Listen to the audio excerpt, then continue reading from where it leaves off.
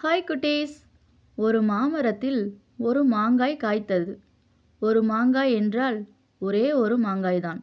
2 மாங்காய் இல்லை, 3 மாங்காய் இல்லை, ஒரே ஒரு மாங்காய். அந்த மாங்காய் சுற்றிலும் பார்த்தது. தனக்கு யாராவது தோழர்கள் கிடைப்பார்களா என்று தேடியது. எவ்வளவு தேடினாலும் ஒரு மாங்காயை கூட காணோம். ஆகவே அந்த மாங்காய்க்கு மிகவும் வருத்தமாகிவிட்டது. இதை பார்த்த ஒரு மாம்பூ அந்த மாங்காய்க்கு ஆறுதல் சொன்னது. கவலைப்படாதே, இன்னும் கொஞ்ச நாள்ல நாங்க எல்லாரும் மாங்காயா மாறிடுவோம். அப்ப நம்ம எல்லாரும் ஒண்ணா விளையாடலாம். அப்படியா? அந்த மாங்காய்க்கு நம்பிக்கை வரவில்லை. ஆமா என்றது அந்த மாம்பூ. நீயும் பூவாதான் இருந்த. நாம எல்லோரும் ஒன்னாதான் பூத்தோம். உனக்கு என்ன அவசரமோ? திடீர்னு காயா மாறிட்ட. கொஞ்ச நாள் பொறு, நாங்களும் காயாகி விடுவோம்.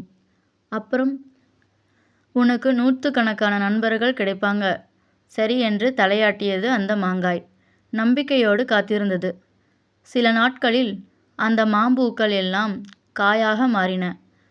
மரம் முழுக்க பச்சை பசேல்வென்று மாங்காய்கள். இதனால் முதல் மாங்காய்க்கு நிறைய தோழர்கள் கிடைத்தார்கள். எல்லோரும் ஒன்றாக விளையாடினார்கள்.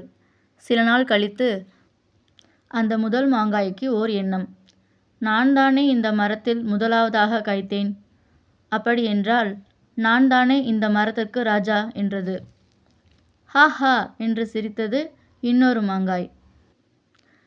அப்படி பார்த்தால் நான் தான் இந்த மரத்தில் முதலாக பூத்தேன். ஆகவே நான் தான் ராஜா என்றது. நீங்கள் 2 பேரும் ராஜா இல்லை என்றது இன்னொரு மாங்காய். இந்த மரத்திலேயே நான் தான் ரொம்ப பெரிய மாங்காய். ஆகவே ராஜா பட்டம் எனக்கு தான்.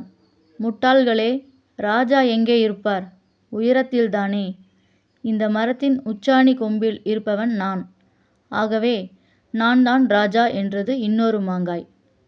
இந்த மரத்திலேயே அதிக வாசனை கொண்ட காய் நான்தான்.